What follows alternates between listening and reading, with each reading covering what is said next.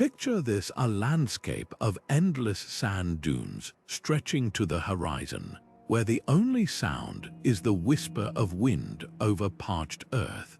But beneath that dry surface lies a hidden truth. This was once the domain of a mighty river, its waters teeming with life, its banks bustling with ancient cities. These vanished waterways, now just echoes in the desert, were once the lifeblood of civilizations, shaping the course of history before disappearing into legend. Today, we're setting out on a journey to uncover the secrets of these ancient rivers that no longer exist, tracing their forgotten paths and the stories they left behind.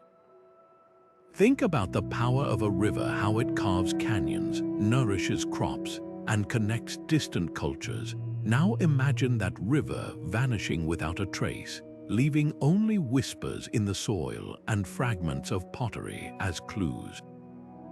From the Saraswati River of India, revered in sacred texts but lost to time, to the mysterious channels of the Sahara that once turned deserts into fertile plains, these rivers didn't just vanish, they took entire worlds with them. What happened to them? How did their disappearance reshape the lives of those who depended on them? And what can their stories teach us about our own changing planet? This isn't just a tale of geology, it's a human story. These rivers were the backdrop for empires, the highways for trade, and the inspiration for myths that endure to this day. By studying their remnant sediment layers, satellite images, and ancient maps, we're piecing together a puzzle that spans millennia. So come with us as we follow the ghostly traces of these waterways, from their roaring beginnings to their silent ends, and discover how the Earth's most powerful forces can rise, fall, and fade into memory. The journey starts now. At first glance, a dried-up riverbed might seem like nothing more than a scar on the landscape, a relic of a distant past with no bearing on our modern world. But these vanished waterways are like time capsules, holding secrets that could reshape our understanding of history and our future. Take the Saraswati River, for example.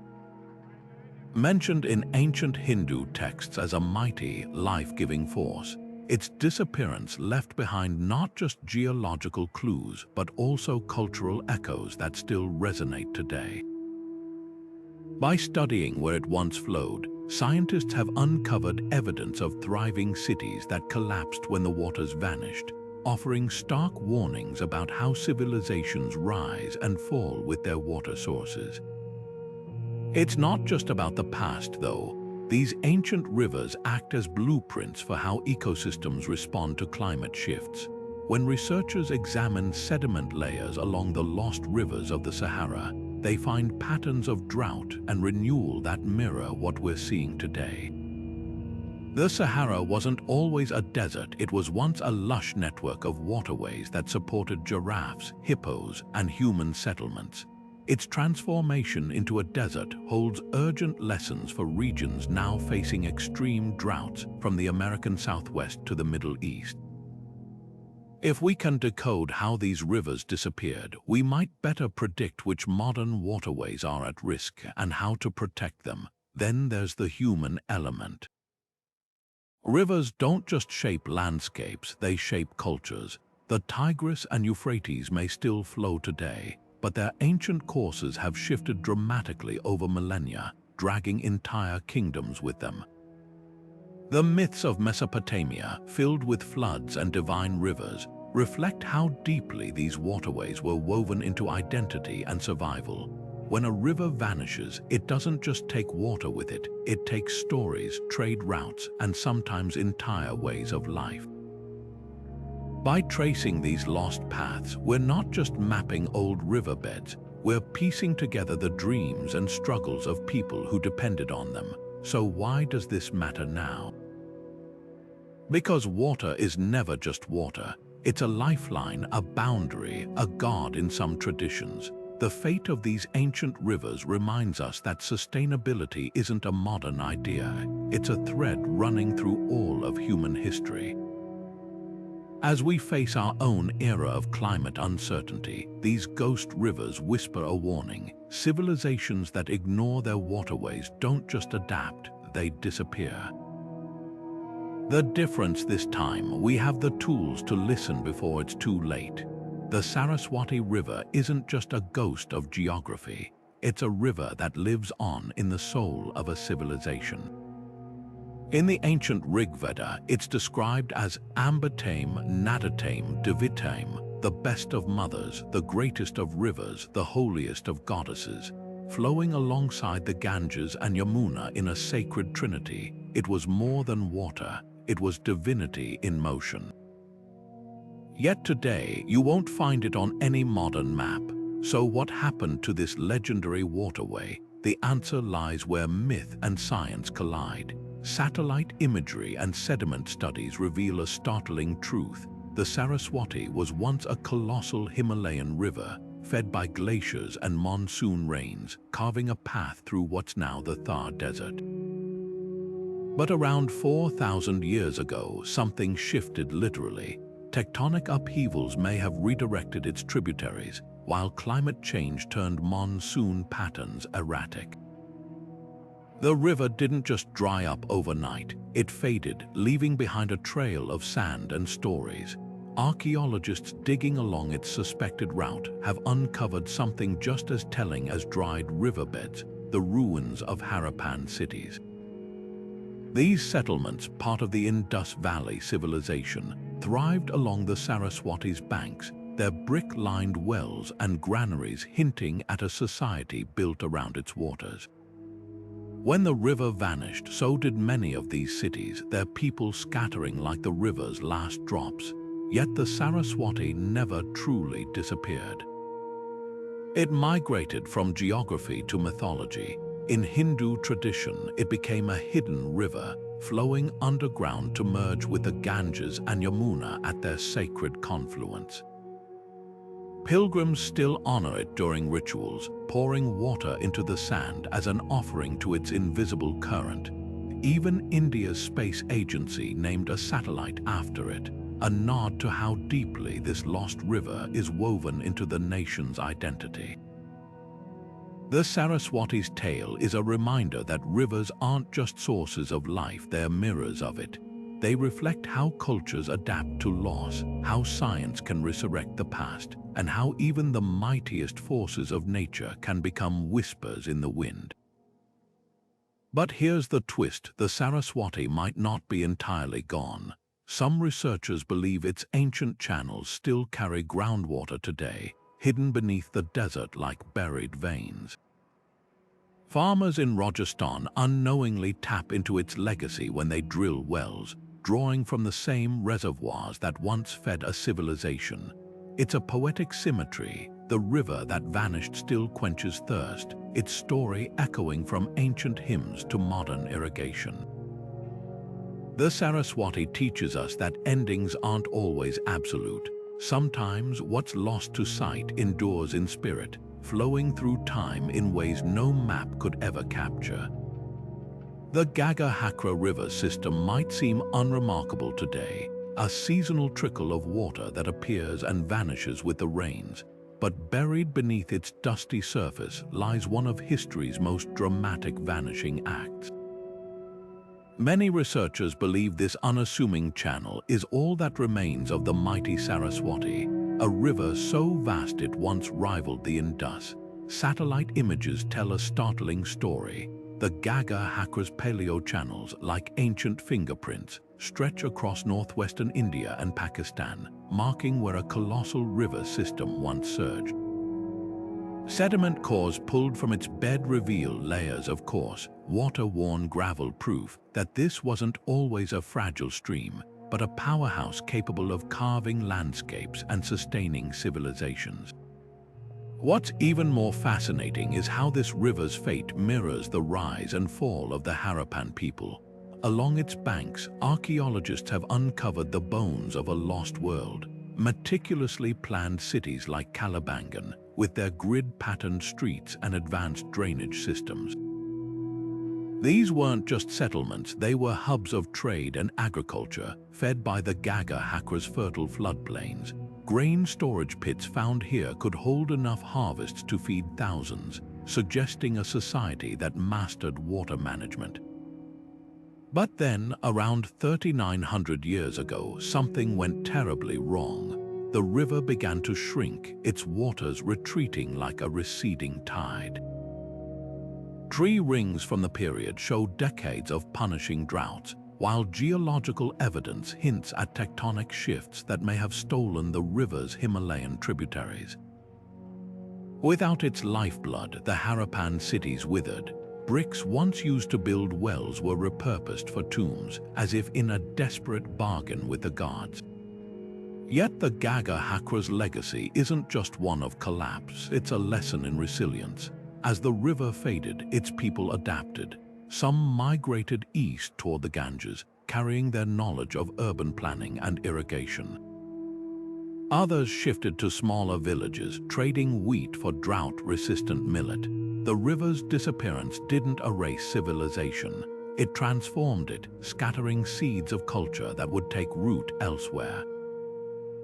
Even now, farmers along its seasonal banks use ancestral techniques to coax crops from the dry soil, their lives still intertwined with the ghost of a river they've never known. This isn't just ancient history. The Gagah-Hakra's story whispers a warning to our modern world, where rivers from the Colorado to the Yangtze are straining under overuse and climate shifts. When a civilization bets its survival on water, what happens when that water disappears? The answer lies in the ruins along this forgotten river, not as a prophecy of doom, but as a testament to human ingenuity. After all, the Harapans left behind more than abandoned cities. They left us the blueprint for how to survive when the rivers run dry. Deep in the heart of Central Asia's Karakum Desert, where the wind sculpts waves of sand into an endless golden sea, there's a scar in the earth that tells a story of both abundance and ruin. This is the ghost of the Usboy River, a waterway so vital to the Khwarezm civilization that its disappearance didn't just alter the landscape, it rewrote history.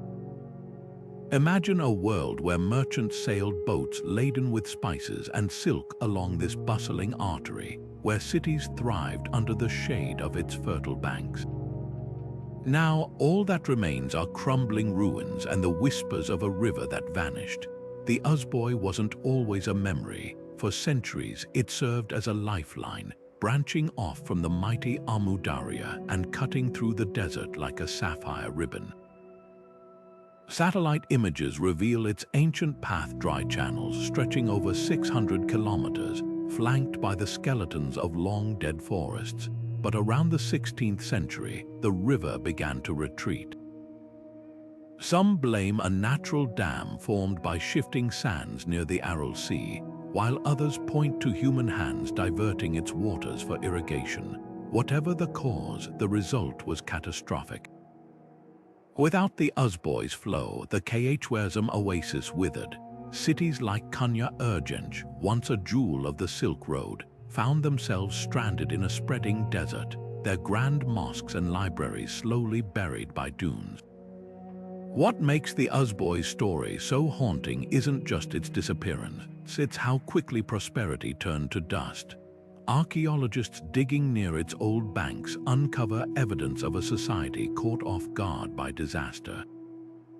Irrigation canals, meticulously engineered to coax life from the river's waters, now lie filled with sand. Grain silos stand empty, their contents long since scattered by the wind. The Khwarezm people didn't just lose a water source, they lost their identity, their trade networks, and ultimately their place in history. Yet the Usboy's legacy isn't just one of loss. It's a stark lesson in the delicate balance between human ambition and nature's limits. Today, the same deserts that swallowed the river are creeping into modern Uzbekistan and Turkmenistan, where overuse of the Amu Darya's waters threatens to repeat the past. The difference now, we can see it coming. Satellite maps and climate models give us a chance to learn from the Uzboy's fate, to recognize that rivers aren't just resources to exploit, but lifelines to protect. Perhaps the most poetic twist lies in the desert itself. On rare occasions, after heavy rains, water still trickles through the Uzboy's ancient bed, a fleeting resurrection of what once was. It's as if the land itself remembers, offering a glimpse of the world that vanished and a warning for the world that's still to come. Beneath the endless dunes of the Western Sahara, where temperatures now soar past 50 degrees Celsius, there's a secret hidden in the rocks, a secret that rewrites the story of Africa. This was once the domain of the Tamanrasset, a river so vast it could have dwarfed the Nile. Satellite images reveal its ghostly outline, a sprawling network of channels stretching from the Atlas Mountains to the Atlantic coast, a watery highway nearly 500 kilometers long. But what's truly astonishing isn't just its size, it's what thrived along its banks. Fossil pollen trapped in ancient sediments tells us this wasn't just a river, it was the backbone of an ecosystem. Hippos wallowed in its shallows, elephants trampled through forests of acacia and tamarisk, and somewhere along its muddy shores our ancestors may have gathered, drawn by the promise of water in a landscape that's now one of the harshest on Earth. The Tamanrasset didn't just vanish overnight. Its decline was a slow unraveling tied to a planetary shift that transformed North Africa. Around 5,000 years ago, Earth's orbit wobbled ever so slightly, altering monsoon patterns that had nourished the region for millennia. Rains grew sporadic, then vanished entirely. As the river's flow dwindled, the Sahara began its relentless advance, swallowing not just water but entire ways of life. Archaeologists digging near its dry tributaries find stone tools and pottery shards, silent witnesses to communities that once fished its waters and hunted its floodplains. But the most haunting evidence lies underground. Ground-penetrating radar has mapped vast aquifers beneath the desert, remnants of the Tamanrasset's ancient flow. In places, these hidden reservoirs still seep to the surface, creating oases that nomads call home today, unknowingly following the same paths their ancestors did. What makes this river's story so urgent isn't just its scale, it's the questions it forces us to confront. We often think of deserts as eternal, unchanging wastelands. But the Sahara was once a mosaic of rivers and grasslands, a fact that upends our assumptions about climate stability. When the Tamanrasset faded, it didn't just take animals and plants with it, it triggered human migrations that reshaped civilizations. Some researchers believe its disappearance pushed populations toward the Nile, fueling the rise of ancient Egypt. Others see echoes of its collapse in modern crises, from Lake Chad's shrinking waters to conflicts over dwindling resources. Yet there's a twist in this tale of loss. Recent studies suggest parts of the Tamanrasset system might still be alive, not as flowing water, but as subterranean veins. In Mauritania, villagers drill wells into sandstone layers that hold fossil water from the river's era, tapping into rains that fell thousands of years ago. It's a stark reminder that even the mightiest forces of nature leave traces, and that the past isn't truly gone, it's just buried, waiting for us to listen. The River Styx winds through Greek mythology like a shadow, a boundary between worlds feared by mortals and gods alike. Ancient poets described its waters as blacker than night, capable of dissolving metal and flesh. Yet beneath these fantastical tales lies a tantalizing question. Could this legendary river have roots in a real, physical place? Some geologists point to the Peloponnese, where underground rivers still carve through limestone caves, their dark currents eerily mirroring the Styx of myth. One such river, the Mavroneri, emerges from a gorge so deep and cold that locals once believed it flowed straight to the underworld. Its waters, rich with dissolved minerals, can tarnish silver, just as Homer claimed the Styx would corrode divine weapons. The connection between myth and geography grows even stronger when we examine the region's seismic history. The Peloponnese sits atop shifting tectonic plates, a land where earthquakes and landslides could have diverted or obliterated entire river systems overnight. Imagine a Bronze Age community witnessing their life-giving river vanish into a newly opened chasm. How might that trauma morph into stories of a gateway to the afterlife? Archaeologists have found votive offerings near these geological hotspots, suggesting ancient Greeks associated such places with the divine. The Styx wasn't just a poetic metaphor. It may have been a way to explain the unexplainable, to give form to the terrifying power of nature. But the Styx's legacy extends beyond geology. It became a cultural touchstone, shaping rituals and oaths. Greek generals would swear binding vows by its waters, knowing no one dared break a promise made in the name of the underworld. Even Alexander the Great, according to legend, was poisoned with water allegedly drawn from the Styx, a chilling reminder of how myth could shape reality. This interplay between the tangible and the imagined reveals something profound. Rivers don't just quench thirst or irrigate crops. They flow through our collective psyche, becoming symbols of transition, power, and mystery. Today, scientists studying the Mavroneri and other subterranean rivers in Greece are uncovering more than hydrological data. They're piecing together how landscapes shape legends, how the roar of water in a dark cave might become the whisper of Charon's oars. The Styx reminds us that every myth holds a kernel of truth, not because the gods were real, but because the rivers were. Their currents carried not just water, but the fears, hopes, and creativity of those who lived beside them. Whether the Styx was ever a single physical river matters less than what its story tells us. That humanity has always sought to map the unknown, using the language of the earth to navigate the mysteries of life and death. In the heart of Australia's red centre, where the earth burns crimson under an endless sky, the Finke River winds like a scar across the land, a whisper of what once was. This isn't just any river, it's a time traveler, one of the oldest waterways on the planet, its story etched into the continent's bones.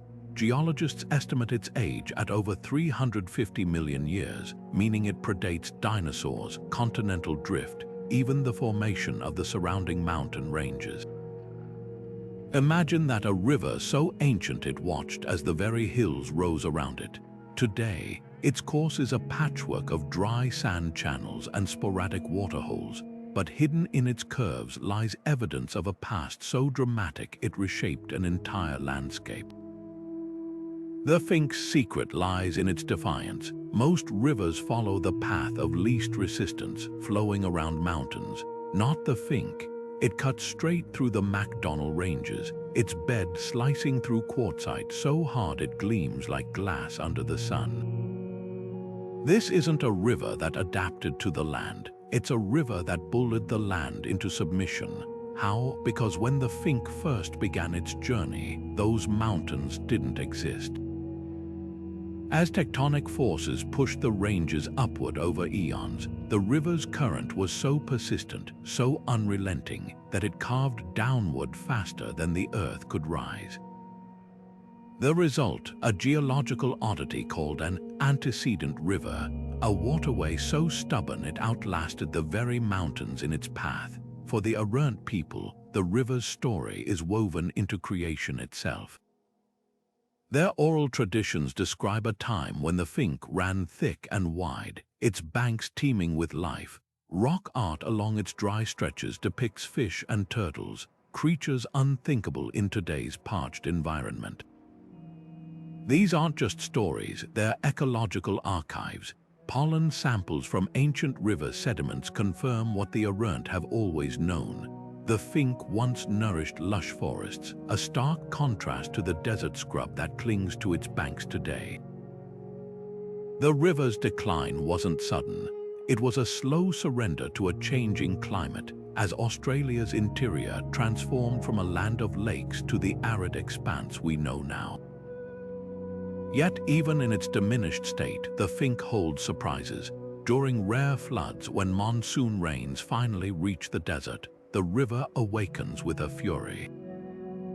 Satellite images have captured these events, a surge of chocolate-brown water racing through channels that haven't felt a current in years, briefly resurrecting the river's ancient might. These floods are more than spectacle, they're lifelines. Seeds dormant for decades erupt into bloom along the banks, and desert animals converge on the temporary oasis in a frenzy of renewal. It's a fleeting reminder of the Finke's true power, a glimpse of the world that was, and perhaps in a different climate could be again. What makes the Finke extraordinary isn't just its age or its defiance of mountains. It's the way it forces us to reckon with time itself. This river has witnessed the drift of continents, the birth and death of species, the rise and fall of entire climates. Its dry bed is a living classroom, teaching us that even the mightiest landscapes are temporary, that rivers, like civilizations, have life cycles. The Finke's story isn't over. It's simply waiting for the next chapter, written not in water, but in the slow, patient language of stone. Beneath the rolling farmlands and quiet towns of Ohio and West Virginia, the earth holds a secret, a river so vast it would dwarf the modern Ohio. This is the ghost of the Teays, a prehistoric waterway that once carved a valley deeper than the Grand Canyon across North America. Picture a time before ice ages, when this colossal river flowed unimpeded from the Appalachians to the Mississippi, its waters nourishing ecosystems we can scarcely imagine.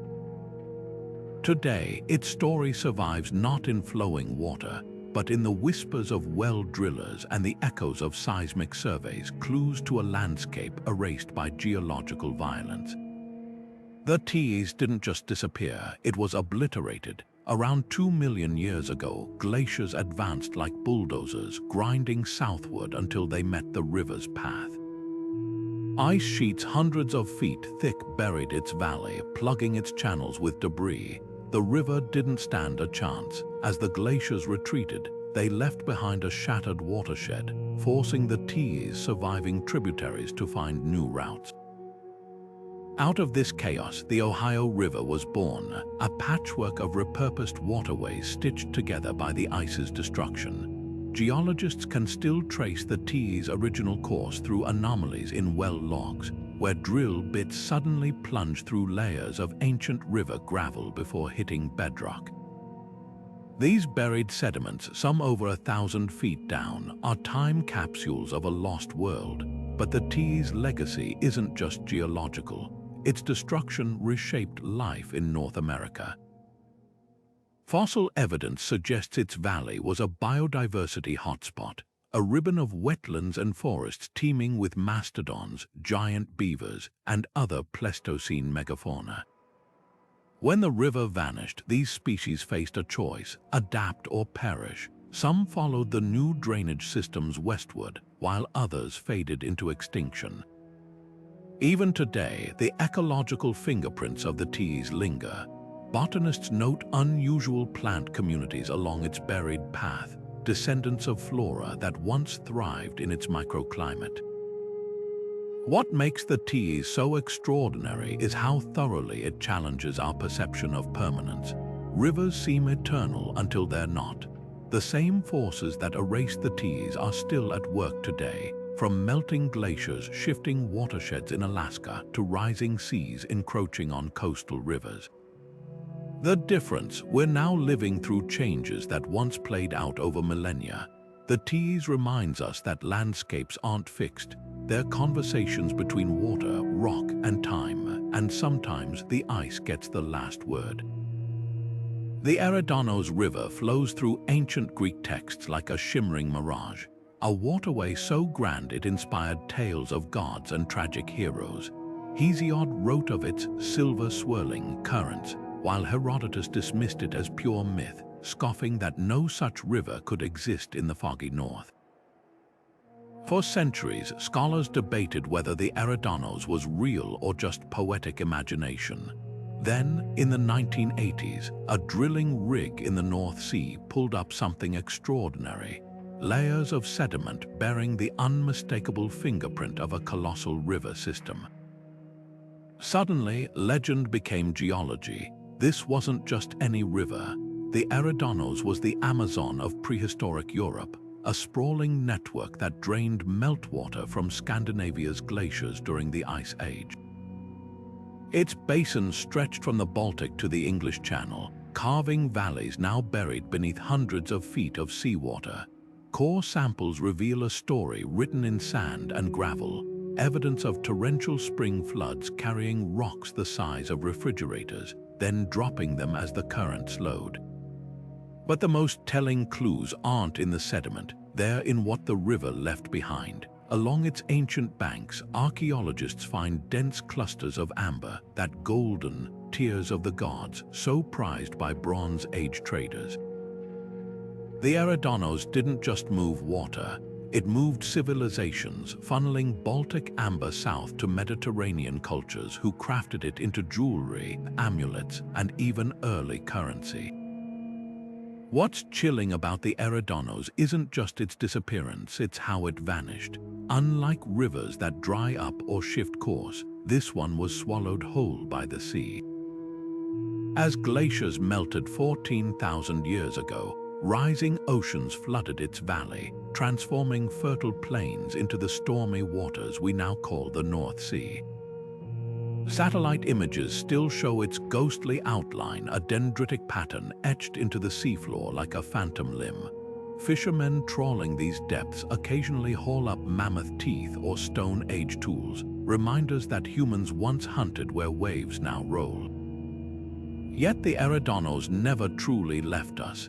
Its legacy pulses through European culture, from the amber trade routes that shaped early economies to the myth of Phaethon, the doomed son of Helios who crashed his father's sun chariot into the river's depths.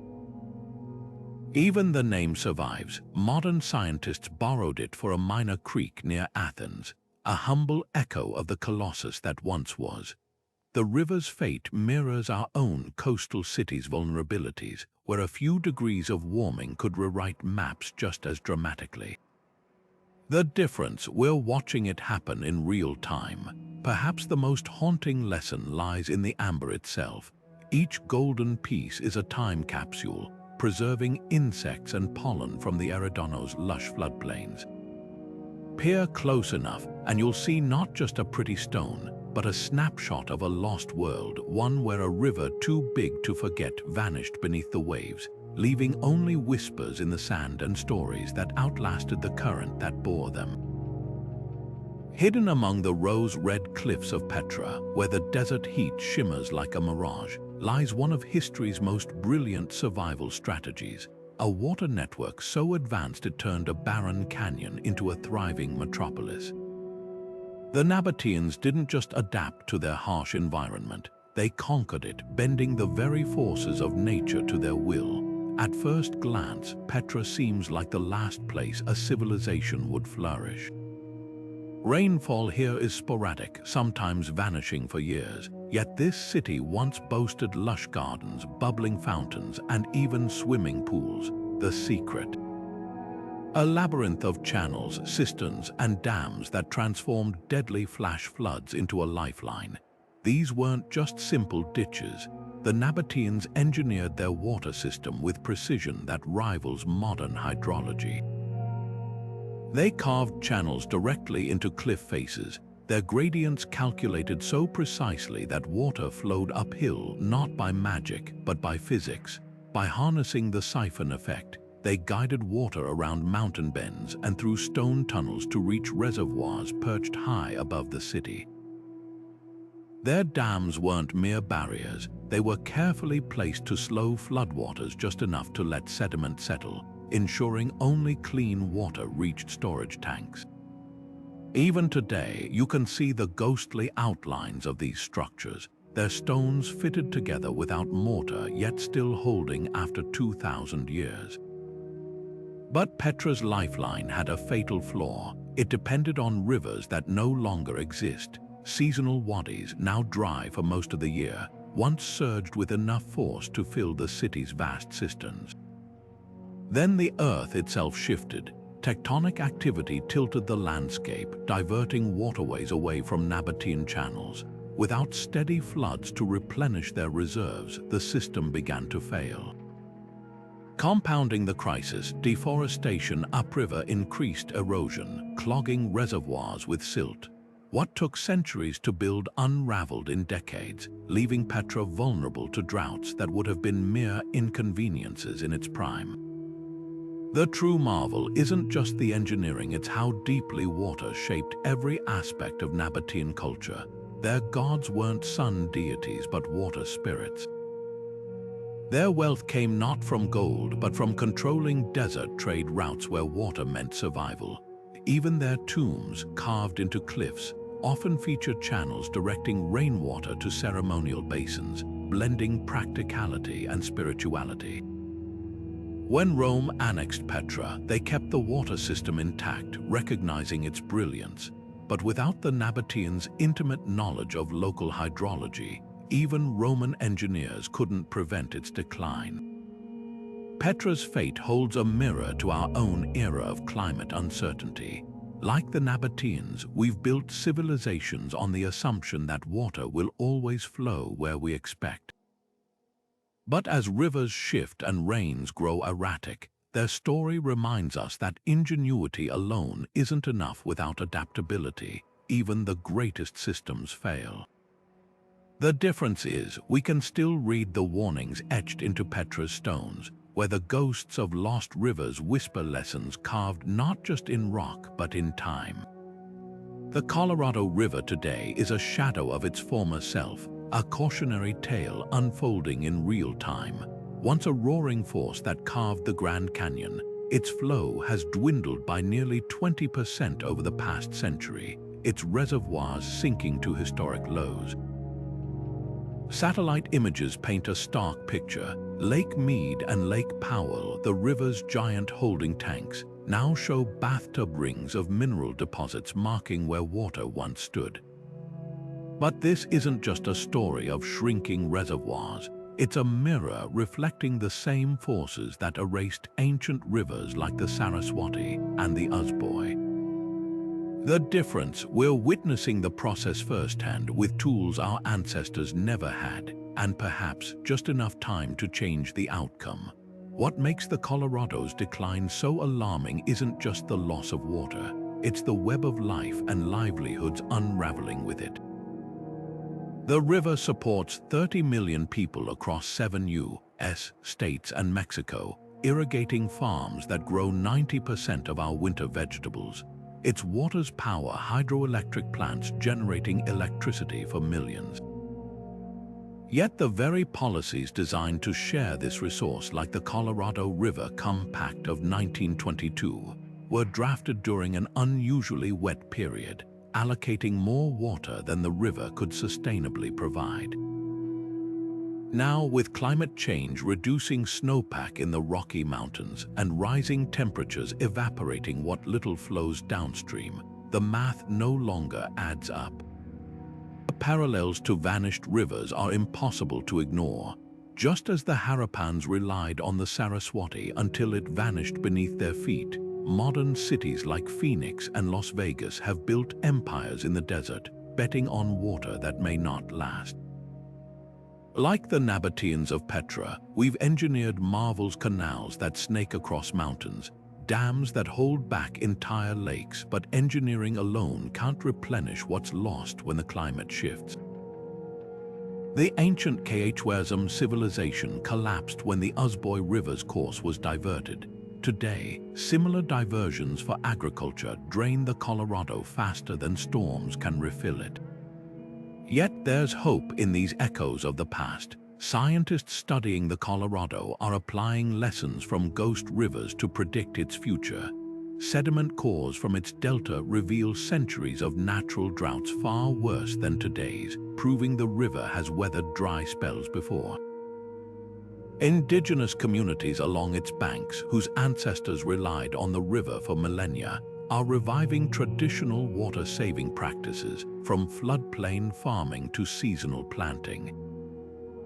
Even the river itself is fighting back. In 2014, an experimental pulse flow sent water rushing through its dried-up delta, temporarily reviving wetlands and proving that ecosystems given a chance can remember how to thrive. The Colorado story is still being written. Unlike the Tamanrasset or the Teays, its fate isn't sealed by glaciers or tectonic shifts, it's shaped by human choices. The same technologies that strained the river satellites, dams, deep well pumps now help us monitor and conserve it. Ancient rivers vanished because their civilizations couldn't see the crisis coming. We have no such excuse. The Colorado is more than a river, it's a test. Will we repeat the mistakes etched into desert ruins, or will we rewrite the ending? The answer flows not just through canyons, but through us.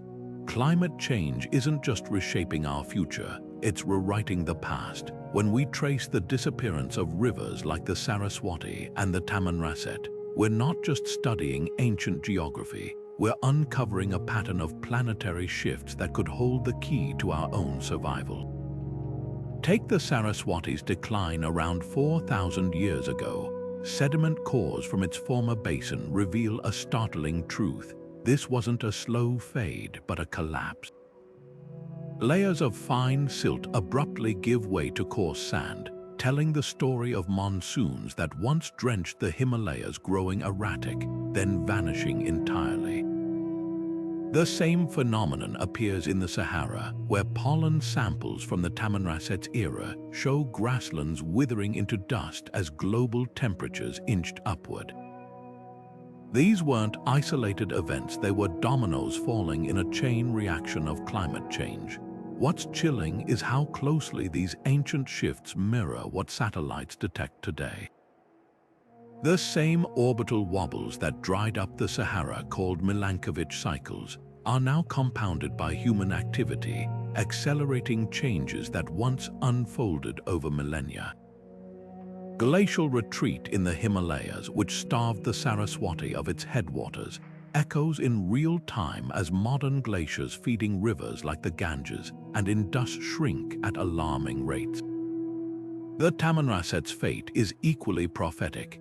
Its basin transformed when rainfall patterns shifted by just 10%, a margin some climate models predict for regions like the American Southwest by 2100. The difference: ancient civilizations had no warning. We're watching the warning lights flash in vivid detail. Yet these ghost rivers also offer unexpected hope. By studying how ecosystems adapted, or didn't, we're decoding nature's playbook for resilience.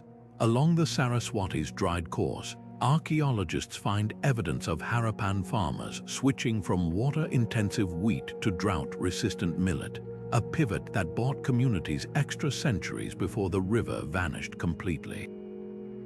In the Sahara, cave paintings near the Tamanrasset's former banks depict pastoralists herding cattle toward surviving oases, following groundwater paths we've now mapped with satellites.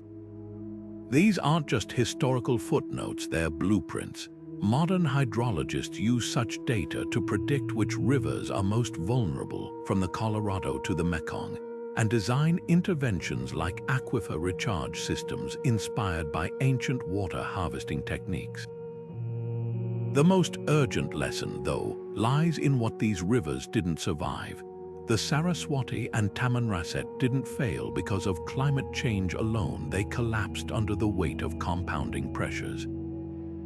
The Harapans, like us, built cities and farms assuming the water would always come. When the monsoons faltered, their reservoirs ran dry. the Khawarizm civilization diverting the Uzboy's tributaries for irrigation mirrors our own overuse of the Colorado. History's message is clear: climate change doesn't destroy rivers in isolation. It's the interaction of rising temperatures, human demand, and brittle infrastructure that turns droughts into catastrophes.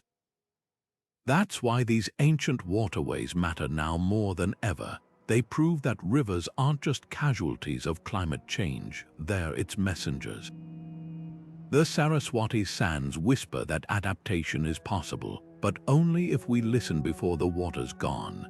The Tamanrasset's fossilized channels scream that small shifts can trigger irreversible tipping points. And the Colorado's dwindling flow, it's writing the next chapter in real time, challenging us to learn what these lost rivers died to teach us. The climate changed before. The rivers vanished before, but this time we're here to witness it, and if we're wise, to change the ending. The ground beneath our feet is never truly still. It shifts, stretches, and fractures with forces powerful enough to rewrite entire landscapes. When we think of rivers disappearing, we often blame climate or human activity, but sometimes the culprit lies deeper in the restless dance of tectonic plates. The Usboy River's fate is a perfect example. Flowing through Central Asia for centuries, it vanished when the Earth itself rebelled. Geological surveys reveal how seismic activity near the Aral Sea likely triggered landslides that dammed its tributaries, starving the river at its source. Within decades, a waterway that sustained empires became a dusty scar in the desert. This isn't just ancient history. The same forces that claimed the Usboy are still at work today. Along the Himalayas, where the Indian plate collides with Eurasia, earthquakes routinely alter river courses. In 1815, a quake so violent it was felt over 600 miles away dammed the Brahmaputra River overnight, creating a lake that drowned villages before bursting in a catastrophic flood. Modern satellite monitoring shows how tectonic uplift in this region continues to tilt the Gangetic Plain, subtly steering rivers like the Ganges and Kosi into new channels. These shifts aren't mere curiosities, they're warnings. Cities from Dhaka to Bangkok sit atop sediment layers deposited by rivers that tectonic activity could redirect at any moment. The Saraswati story adds another layer to this geological drama. Unlike the Usboy's abrupt demise, its decline was a slow-motion tragedy. As the Himalayas rose, the uplift didn't just block tributaries, it warped the entire drainage basin. Isotope analysis of ancient riverbed sediments shows how the Yamuna and Sutlej, once key contributors to the Saraswati's flow, were gradually captured by neighboring river systems due to tectonic tilting. Without these headwaters, the Saraswati withered, its fate sealed not by a single cataclysm but by the inexorable grind of continental plates. What makes these events so haunting is their unpredictability. Unlike climate shifts which unfold over centuries, tectonic changes can reroute rivers in a human lifetime. In 1975, an earthquake in Guatemala's highlands created a new river literally overnight as fissures diverted springs into a fresh channel. Conversely, when Turkey's North Anatolian Fault ruptured in 1999, it dropped sections of the Sakarya River's basin by nearly 10 feet, transforming fertile floodplains into stagnant marshes. These aren't freak accidents, they're reminders that the Earth's crust is a living, breathing entity, one that doesn't care about human maps or boundaries. Yet there's a paradoxical beauty in this destruction. Tectonic activity doesn't just erase rivers, it births new ones. The Amazon's sprawling network owes its existence to the Andean uplift, which trapped moisture and created the relentless rains that feed its tributaries. Even the Usboy's death gave life. Its diverted waters may have nourished the Amu Darya, helping sustain Silk Road oases downstream. The lesson here isn't just about loss, it's about adaptation. Ancient cultures like the Harapans didn't just vanish when their rivers did. They migrated, innovated, and sometimes thrived in new forms. Today, scientists use tools our ancestors couldn't dream of to anticipate these changes. Satellite radar detects millimeter-scale ground deformations that hint at future quakes, while computer models simulate how watersheds might fracture under stress. But technology alone isn't enough. The ghost rivers of the past urge us to think differently, to design cities that flex with the land, to value groundwater as much as surface flow, and above all, to respect the raw power of the planet we call home. After all, the same forces that dried up the Saraswati and Uzboy are still shaping the world. The only question is whether we'll heed their warnings before the next river disappears. Long before modern industry, human hands were already reshaping the destiny of rivers, sometimes with consequences that echoed for centuries. Take the Gagahakra, the lifeblood of the Indus Valley civilization.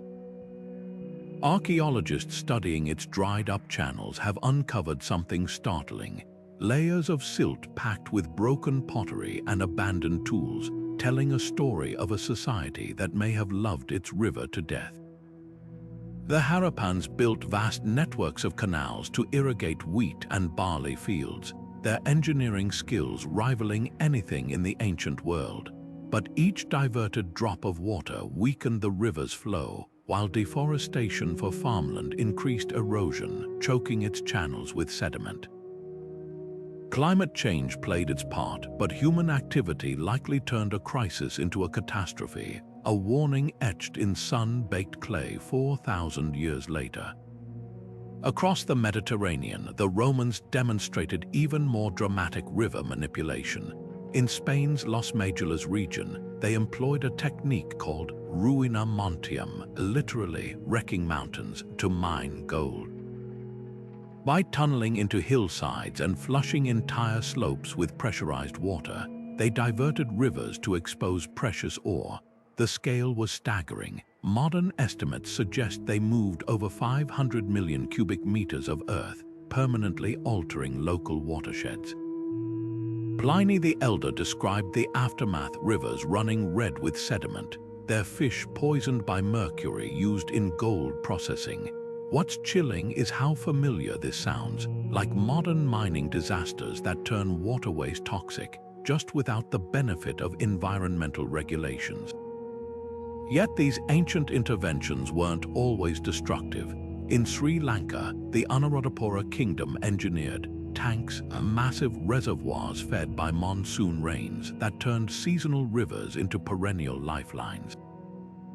Some still function today, supporting rice paddies 2 millennia after their construction. Similarly, China's Duzhongyan irrigation system, built in 256 BCE, harnessed the Min River's flow without dams, using natural topography to prevent floods and droughts.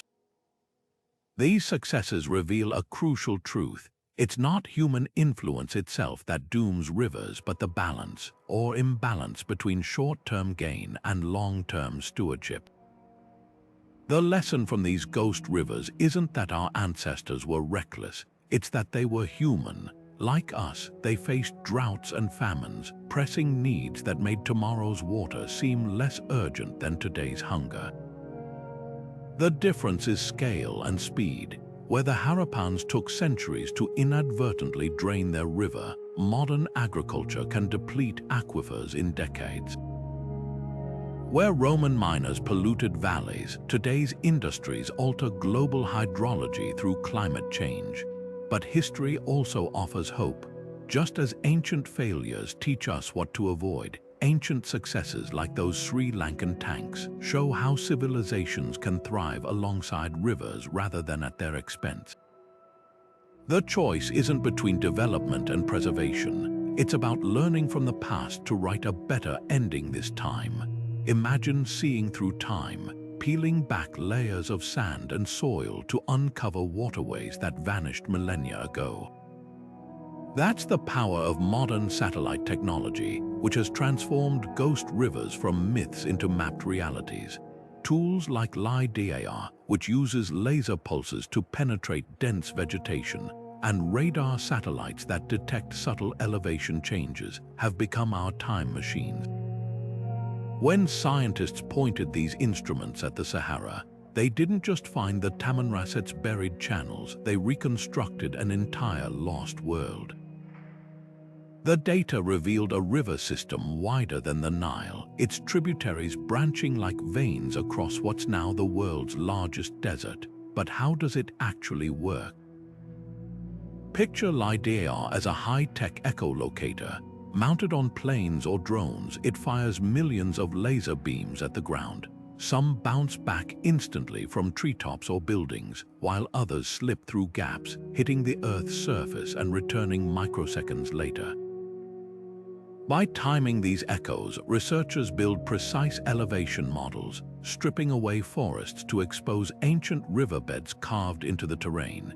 In Cambodia, this tech uncovered Mahendraparvata, a medieval city hidden under jungle growth, its streets aligned with long-dried waterways.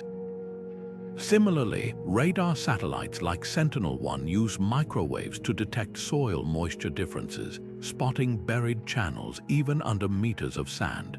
The real breakthrough isn't just finding these rivers, it's understanding their stories.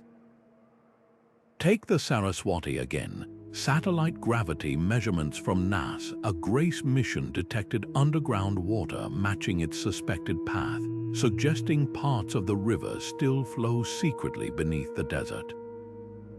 Meanwhile, in South America, researchers combined satellite data with ground-penetrating radar to trace the Rio Bermejo's ancient course, revealing how it once connected the Amazon to the Paraná Basin before tectonic shifts rewrote the continent's drainage map. What's exhilarating is how democratizing this technology has become. Archaeologists once needed expensive surveys or sheer luck to locate lost rivers. Now, platforms like Google Earth Engine let anyone analyze global satellite archives. A hobbyist in Australia recently spotted what might be an extinct river in the outback using free EU Copernicus data, a reminder that the next big discovery could come from anywhere. Yet satellites don't work alone. They're part of a detective toolkit that includes sediment cores, pollen analysis, and even indigenous oral histories. When the Kharon River's ancient delta was mapped via satellite, it confirmed Persian texts describing a bustling port city now stranded miles inland. Technology hasn't replaced traditional methods, it's amplified them, turning fragments into full narratives. The implications stretch beyond curiosity. As climate change threatens modern rivers, these tools help predict which might follow the Tamanrasset or Saraswati into oblivion. By studying how past civilizations adapted or didn't, we're writing a survival guide for the future. Every ghost river mapped is a lesson inscribed in the landscape, waiting for us to read it. Drilling into the Earth's layers is like reading a diary written in mud, stone, and pollen, one where every page holds clues to a river's forgotten life. When scientists extract sediment cores from dried-up riverbeds, they're not just pulling up dirt, they're recovering chapters of planetary history. Take the Teays River, for example. Beneath Ohio's farmlands, cores revealed alternating bands of coarse gravel and fine silt, each layer a sentence in the river's story. The gravel speaks of raging floods when the Teays surged with enough force to toss boulders like pebbles.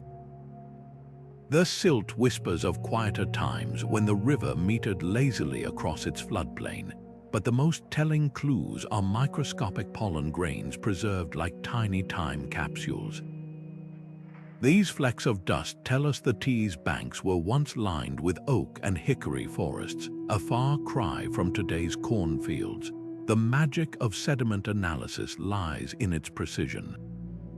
By measuring isotopes in minerals like quartz, researchers can reconstruct ancient rainfall patterns down to the decade. In the Sahara, where the Tamanrasset River once flowed, sediment layers rich in freshwater diatoms. a type of algae, proved the desert was once so lush it supported hippos. Meanwhile, volcanic ash trapped in these layers acts like a timestamp. When scientists found ash from a Yellowstone eruption in the Saraswati sediment, it pinned the river's existence to a specific millennium, bridging geology and mythology. Even the shape of sand grains holds secrets.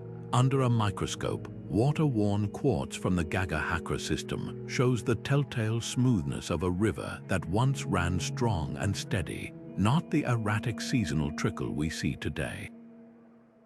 But sediment isn't just about the past. It's a crystal ball for the future. By comparing ancient drought cycles in the Colorado River's sediment to modern climate data, hydrologists have identified warning signs we're seeing again. Layers of saline minerals indicating prolonged dry spells, or sudden influxes of erosive material hinting at catastrophic floods. The same techniques used to study the Teays are now deployed along the Nile and Mekong, where dams and droughts threaten to rewrite river histories in real time. What's astonishing is how democratized this science has become. Where once only governments could afford deep core drilling, now citizen scientists can analyze riverbank layers with nothing fancier than a shovel and a magnifying glass. In India, farmers digging wells along the Saraswati's suspected path often strike layers of river-rounded pebbles, unknowingly touching the same evidence that confirms the river's ancient might. These unassuming layers of dirt and dust are more than geologic records. They're a bridge across time, connecting us to the people who fished these vanished waters and the landscapes they called home. Every scoop of sediment is a reminder that rivers don't truly die. They just leave their stories buried, waiting for us to dig them up. Paleohydrology might sound like a term plucked from a science fiction novel, but it's the real-life detective work that pieces together the puzzles of vanished rivers. Think of it as time-traveling hydrology, where scientists don't just study water as it exists today, but reconstruct how it moved, surged, and vanished across millennia. By merging clues from sediment cores, satellite imagery, and even ancient pollen trapped in rocks, researchers can simulate the behavior of rivers that haven't flowed for thousands of years. Take the Saraswati again. Paleohydrologists fed data from Himalayan glacier melt patterns and monsoon records into computer models, revealing how tectonic shifts and climate change conspired to starve the river. These simulations don't just animate the past, they expose the delicate balance between rivers and the forces that sustain them. What's groundbreaking is how this science bridges disciplines. Geologists map dried channels, archaeologists trace settlements along their banks, and climatologists analyze ice cores for rainfall patterns. Together, they create a symphony of data. For instance, when studying the Tamanrasset, researchers cross-referenced Saharan cave paintings of hippos with sediment layers rich in freshwater diatoms. The result, a vivid portrait of a river that supported life in what's now the world's harshest desert. Even myths get a second look, like the Greek legend of the Eridanos, once dismissed as fantasy until sediment drills in the North Sea matched its described course. Paleohydrology doesn't just validate stories, it rewrites them. But this isn't just about solving ancient riddles. The same tools decoding the Saraswati's demise are now applied to modern crises. In California's Central Valley, where groundwater depletion mirrors the Harapan water crisis, paleohydrologists analyze ancient aquifer layers to predict which wells might run dry next. Their models also guide restoration efforts like the Colorado River Pulse Flow experiment, which borrowed strategies from Nabatean water harvesting to temporarily revive delta ecosystems. The lesson: history's ghosts are whispering solutions to today's water wars. Perhaps the most surprising revelation is how resilient some vanished rivers remain. Groundwater surveys along the Gagahhakra's path show its subterranean reserves still nourish farms, proving that even dead rivers can leave living legacies. As climate change accelerates, paleohydrology offers something priceless, not just warnings but wisdom. By understanding how civilizations thrived or collapsed alongside their waterways, we're not just studying the past. We're charting a course for survival. Rivers don't just vanish from the land, they linger in the stories we tell, weaving themselves into the fabric of myth and memory. Across cultures, these lost waterways take on roles far greater than their physical forms, becoming symbols of creation, destruction, and the thin veil between worlds. Take the Saraswati, revered in Hindu tradition not just as a river, but as a goddess of wisdom and music. Her disappearance from the earthly realm didn't erase her from devotion. Instead, she became a celestial force, flowing invisibly to merge with the Ganges and Yamuna at their sacred confluence. Pilgrims still honor her with offerings poured into the sand, a ritual that transforms absence into reverence. This isn't just a tale of loss, it's a testament to how rivers outlive their own waters, surviving as spiritual currents in the collective imagination. Venture to the other side of the world, and you'll find the Finke River's story etched into the dreams of the errant people. Their oral traditions speak of ancestral beings who shaped its course during the dreamtime, carving the riverbed with the strokes of giant serpents. What geologists describe as an antecedent river, stubbornly cutting through rising mountains, the errant recount as the work of creator spirits whose power still pulses through the land. When rare floods send water surging down the Finke's parched channels, it's not just a hydrological event, it's a reawakening of those ancient forces, a momentary resurrection of a world long gone. These stories aren't mere folklore, they're encoded maps preserving knowledge of ecosystems and climate shifts across generations. Then there's the Styx, the most infamous of mythic rivers, a boundary so potent its waters could kill gods. Greek poets described it as a physical place, a black torrent flowing through the Peloponnese's shadowed gorges, but the Styx also existed in the collective psyche as the ultimate threshold, the point of no return. Its duality is haunting, both a real river lost to time and an eternal metaphor for life's fragility. Modern discoveries add layers to this mystery. The Mavroneri River, with its toxic mineral content capable of tarnishing metal, mirrors the Styx's legendary properties so closely that it's hard to dismiss the connection. Was the Styx born from some half-remembered encounter with a deadly waterway, or did its myth emerge from the human need to explain the unexplainable, to give form to the terror of disappearance, whether of rivers or loved ones? These narratives share a profound truth. When a river vanishes, it doesn't just leave a dry bed behind, it leaves a hole in the stories that once gave it meaning. Indigenous Australian elders recounting the Finke's ancestral creators aren't just preserving ecology, they're safeguarding identity. Hindu priests chanting hymns to the Saraswati aren't mourning a lost waterway, they're keeping alive a vision of harmony between earth and spirit. Even the Styx, for all its darkness, reminds us that rivers are more than water.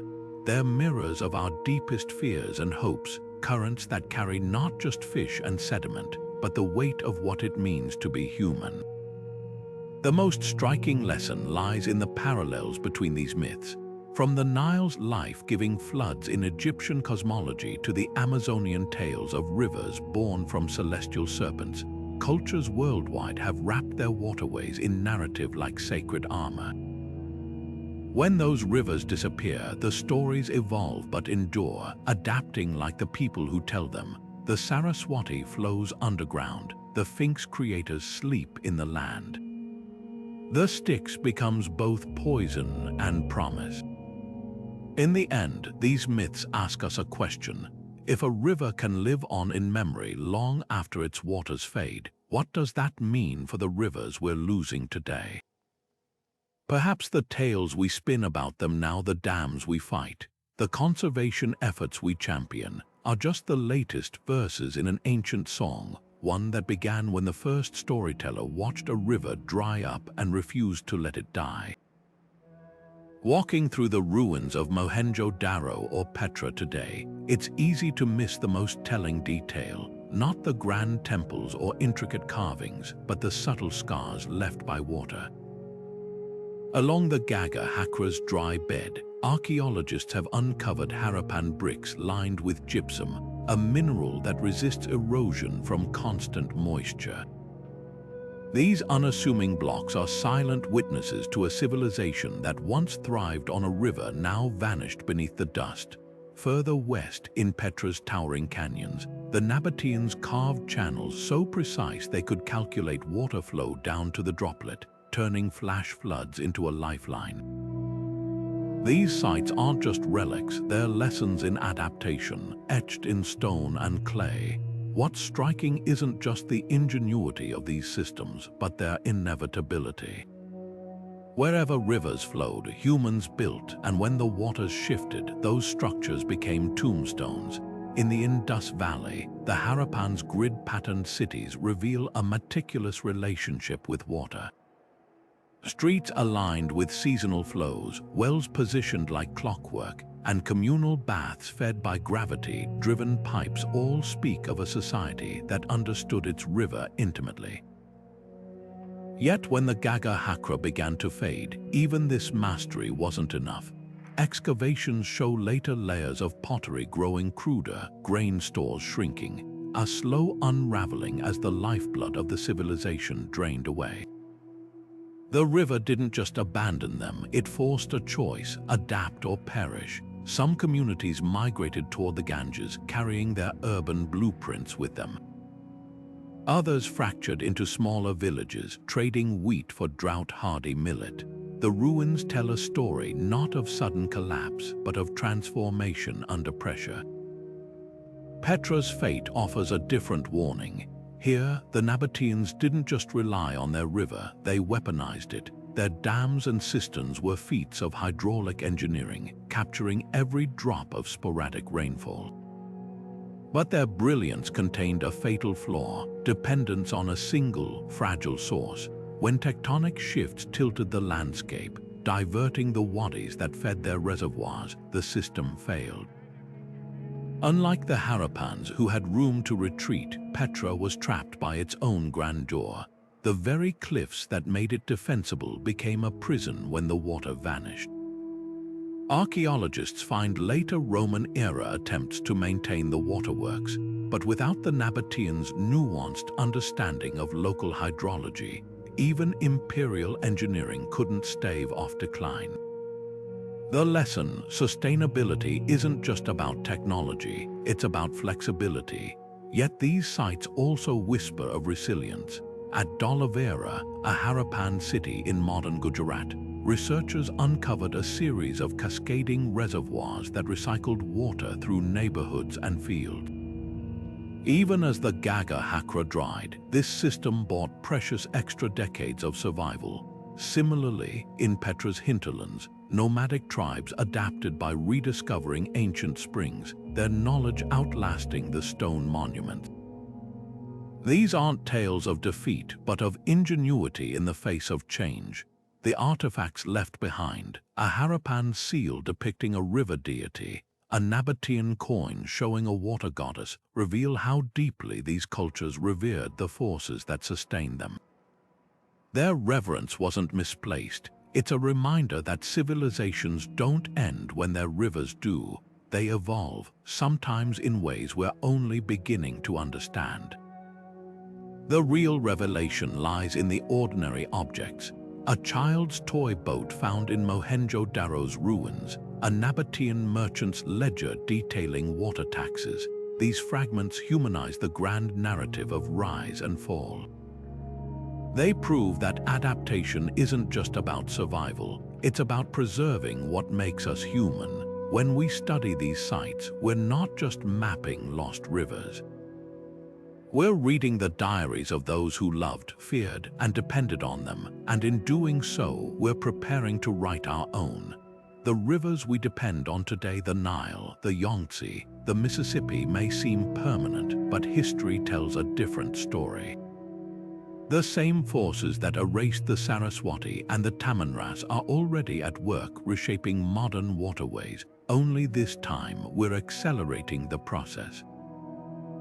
Take the Colorado River, its reservoirs dwindling to record lows, or the Aral Sea, now a ghostly expanse of salt flats after Soviet irrigation projects diverted its feeder rivers. These aren't isolated tragedies, they're chapters in a pattern as old as civilization itself. The difference is, we've seen this script before, and we're running out of excuses not to rewrite the ending. What makes these modern crises so alarming is how they echo ancient collapses.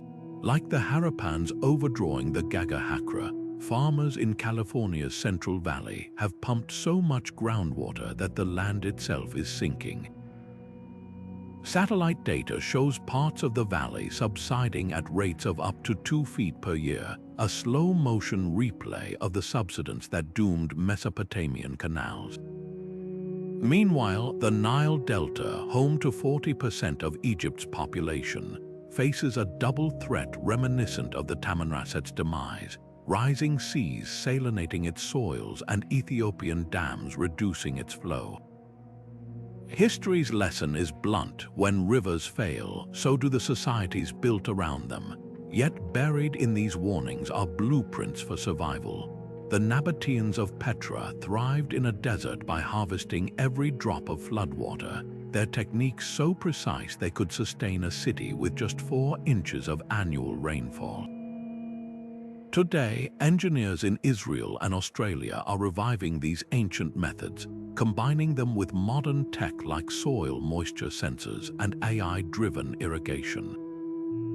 Even the humble beaver, once seen as a nuisance, is being recruited in the American West to mimic ancestral wetland builders, their dams restoring water tables faster than human efforts. The past isn't just a cautionary tale, it's a toolkit. The most urgent lesson, though, lies in how ancient cultures adapted to loss. When the Sarasvati's waters grew erratic, Harapan farmers switched from wheat to drought-resistant millet. When the Uzboy River vanished, Khwarezmian traders rerouted caravans along surviving oases. These weren't surrenders, they were strategic pivots. Modern cities are finally catching on. Las Vegas, once synonymous with excess, now recycles 94% of its indoor water. Singapore treats sewage to drinking standards, closing the loop in a way that would make the Nabateans nod in approval. The common thread, recognizing that rivers aren't infinite, their relationships requiring balance between take and replenish. Technology gives us an edge our ancestors lacked. Satellites track groundwater depletion in real time. Predictive models forecast which rivers might follow the Saraswati's path, but gadgets alone won't save us. The true shift must be cultural, a return to seeing water as sacred, not just a resource. Indigenous communities from the Andes to the Murray-Darling Basin have long understood this, granting rivers legal personhood to protect them in court. New Zealand's Wanganui River, revered by the Maori, became the first in the world to gain such status in 2017. It's a modern echo of the reverence ancient Hindus showed the Saraswati, or the way the Arant people still sing the Finke River's creation songs. The ghosts of lost rivers whisper that collapse isn't inevitable, it's a choice. We know how to restore floodplains, how to design cities that sponge up rainwater, how to grow crops with drip irrigation instead of floods. The solutions exist, what's missing is the collective will to implement them at scale. The Saraswati's dried bed, the Tamanrasset's fossilized channels, the Usboy's empty canyon, they're not just relics. They're mirrors reflecting back the consequences of taking water for granted. This time, we can't plead ignorance. The rivers of the past are speaking. The question is whether we'll listen before the rivers of the present join them in silence. The Aral Sea was once the fourth largest lake on Earth, a shimmering oasis in Central Asia so vast Soviet ships once patrolled its waters. Today, its name is a cruel irony. Satellite images from the 1960s show a healthy, crescent-shaped body of water. By the 1990s, it had split in two. Now it's barely a ghost of itself, a scattering of briny puddles surrounded by rusted shipwrecks stranded in the sand. This isn't the slow work of climate change or tectonic shifts. The Aral Sea was murdered, and the weapon was a simple, fatal miscalculation. The belief that rivers feeding it were resources to exploit, not lifelines to respect. The tragedy began with cotton. In the 1950s, Soviet planners transformed the deserts of Uzbekistan and Kazakhstan into endless cotton fields, diverting the Amu Darya and Sadarya, the two rivers sustaining the Aral, into thousands of miles of irrigation canals. On paper, it worked. The region became a cotton powerhouse, but the math had a catastrophic flaw. No one accounted for the water that would never return to the lake. Like pulling the plug from a bathtub, the diversions left the Aral Sea with no way to replenish itself. By 1989, it had shrunk by half, its salinity tripling. Fish suffocated in the thickening brine. Local fishing towns suddenly found themselves miles from the receding shoreline, their boats left to rot in dunes that used to be seabed. What makes the Aral story so chilling is how perfectly it mirrors ancient river collapses just sped up. The Usboy River vanished over centuries due to natural shifts and human diversions. The Aral Sea took decades. Its death spiral even left similar scars: salt flats where water once stood, dust storms carrying toxic residues from dried lake beds, and communities fractured by forced migration. But unlike the Harapans or Nabateans, we have satellite time-lapses showing the disaster unfold in real time. We watched as the lake split into the Little Aral and Big Aral, then as the Big Aral fractured further into barren pockets. By 2014, the eastern basin had dried completely, a modern Sahara in the making. Yet the most haunting parallel isn't the environmental damage, it's the human cost. Along the vanished shoreline, towns like Moynak became museums of loss. Its fish processing plant, once the heart of the local economy, now overlooks a desert where children play on the skeletons of trawlers. Rates of tuberculosis and cancer skyrocketed as toxic dust from the exposed lake bed blew into homes. This wasn't just an ecological crisis, it was the unraveling of a way of life, echoing the collapse of Khwarezm when the Uzboy shifted or Petra's decline as its wadis dried up. But here's where the Aral story takes a turn ancient civilizations never got to see a partial redemption. In the early 2000s, Kazakhstan built a dam to save the Little Aral, allowing the Sadarya's waters to accumulate again. Fish stocks rebounded, birds returned. It's a fragile victory. The Big Aral remains beyond saving, yet it proves even the most devastated waterways can heal if given the chance. Meanwhile, farmers in Uzbekistan are experimenting with drip irrigation to reduce cotton's water greed, a small but vital step toward balancing human needs with ecological limits. The Aral Sea isn't just a cautionary tale, it's a mirror. Its fate forces us to confront the same questions that doomed the Saraswati and Tamanrasset. Who decides a river's worth?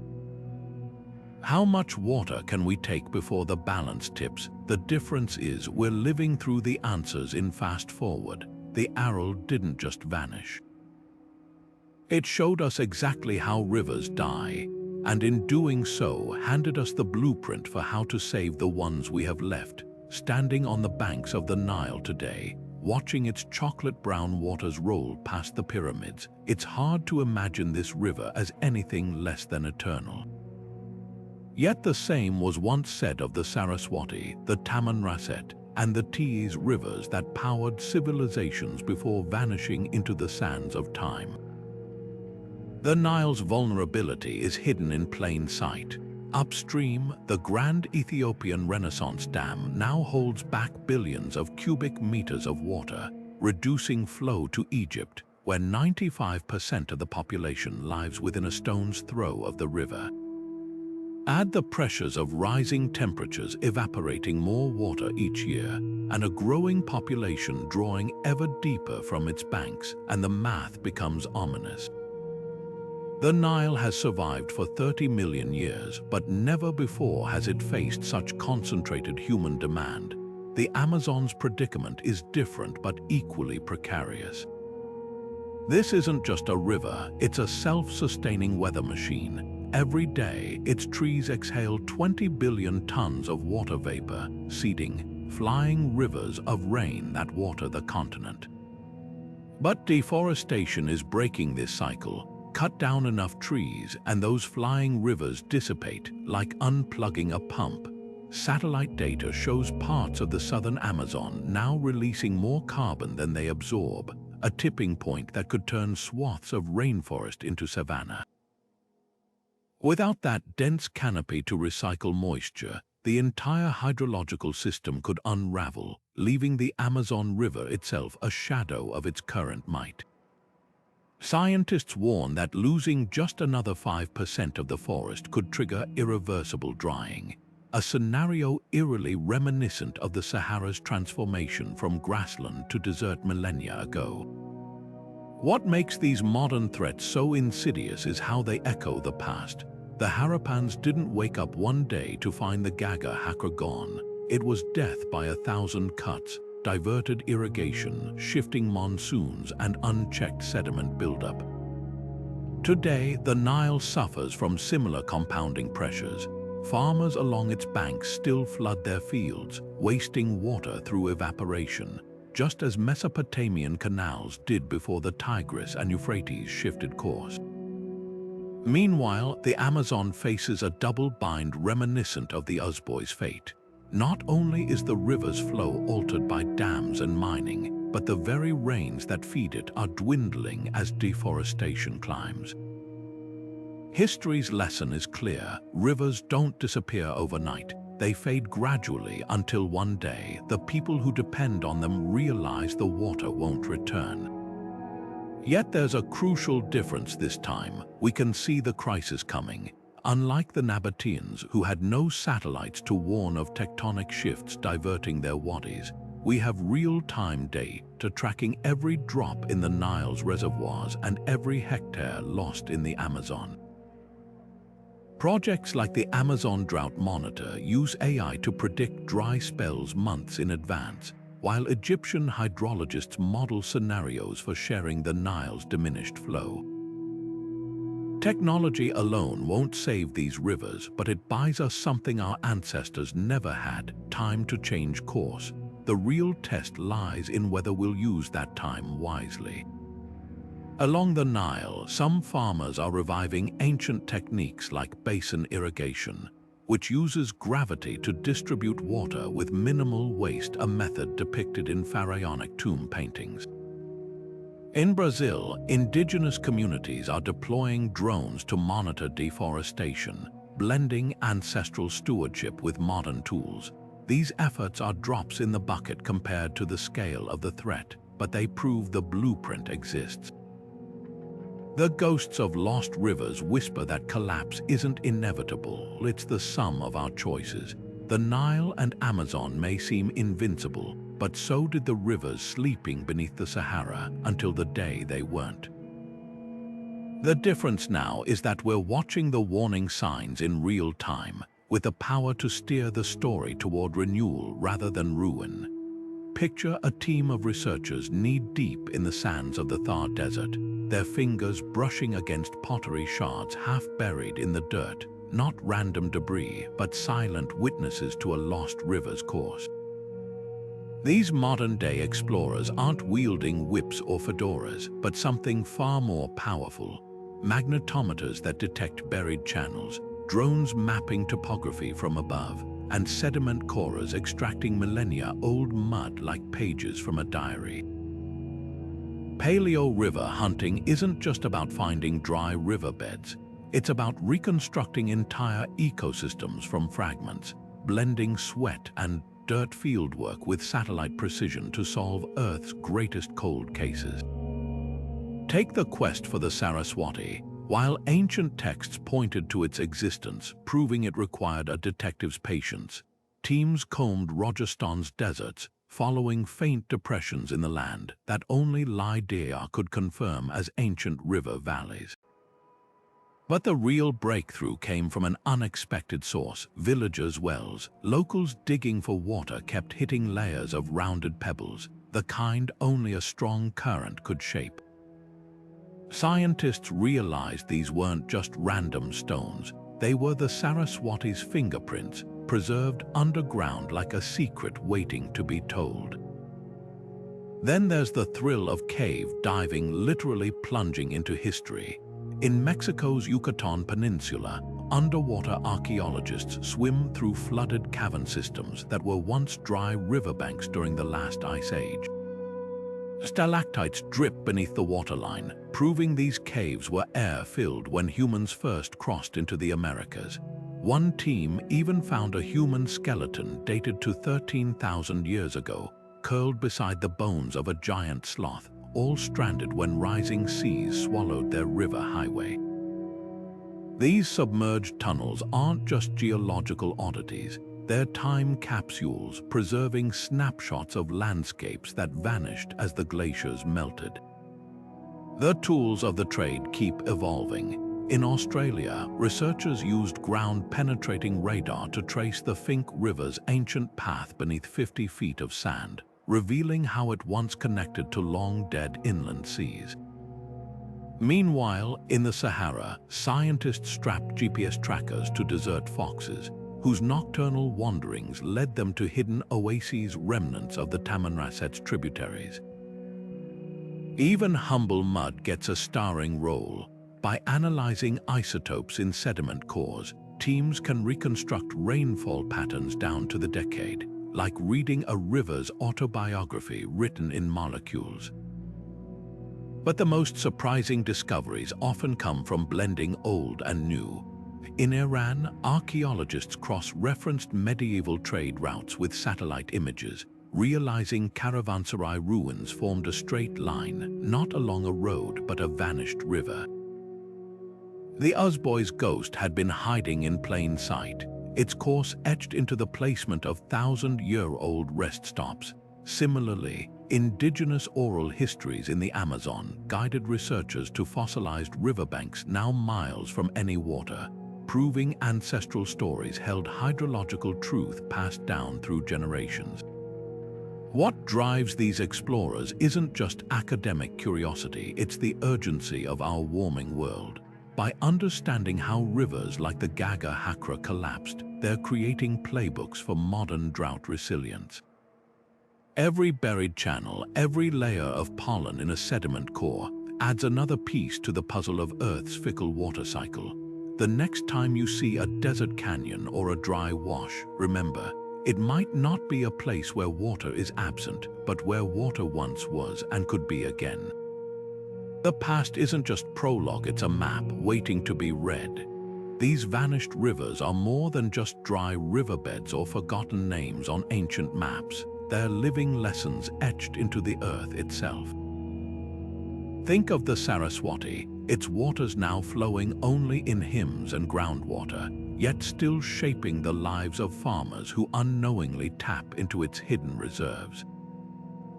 Or the Tamanrasset, whose ghostly channels beneath the Sahara whisper of a time when hippos roamed where now only dunes stretch endlessly. These waterways didn't just disappear, they transformed, leaving behind blueprints for survival in their absence. What's humbling is how these rivers blur the line between past and present.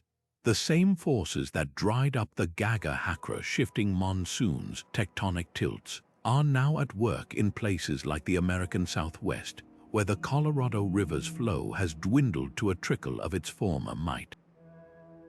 But here's the difference. We're not deciphering these patterns from pottery shards or sediment layers alone. Satellites orbit overhead, tracking every drop in real time. Climate models forecast droughts before they arrive. We have tools the Harapans or Nabateans could never have imagined, yet the core challenge remains unchanged: how to balance human ambition with nature's limits. These lost rivers also teach us about resilience, not just of ecosystems, but of people. When the Uzboy vanished, the Khwarezm civilization didn't vanish with it. They adapted, rerouting trade along surviving oases, their ingenuity outlasting the river that once defined them. Similarly, indigenous communities along the Finke River still sing its creation songs, their oral traditions preserving ecological knowledge that predates modern science. The rivers may be gone, but the wisdom they inspired endures, offering clues for how we might navigate our own era of climate uncertainty. Perhaps the most poignant lesson lies in the stories we attach to these waterways. The Saraswati didn't just fade into myth, it became a goddess, its absence woven into spirituality. The Styx, whether born from a real toxic spring or pure imagination, became a symbol of life's fragility. These narratives remind us that rivers are never just sources of water. They're mirrors reflecting our deepest fears, hopes, and identities. When a river dies, it takes more than moisture from the soil. It takes a piece of the cultures that revered it. So what do we do with this knowledge? We listen, we protect, we innovate. The Nabateans turned desert flash floods into lifelines with nothing but stone channels and gravity. Today, we can combine their ingenuity with solar-powered desalination and AI-driven irrigation. The Aral Sea's partial recovery proves that even the most damaged waterways can heal if given the chance. And as for the rivers still flowing, the Niles, the Amazons, the Gangetic Plains, their fate isn't sealed. It's written in the choices we make now, in the policies we draft, the technologies we deploy, and the reverence we relearn. The ghosts of these ancient rivers urge us to see water not as a resource to exploit, but as a legacy to safeguard. They whisper that adaptation isn't surrender, it's survival. And most of all, they remind us that the difference between a thriving civilization and a buried ruin often comes down to a simple question: when the water changes course, will we change with it? If you've been captivated by these echoes of lost worlds, join the conversation below. Share which river's story resonated with you, or how your own community is rethinking water's future. And if you want more deep dives into history's hidden turning points, don't forget to subscribe. The past isn't finished teaching us.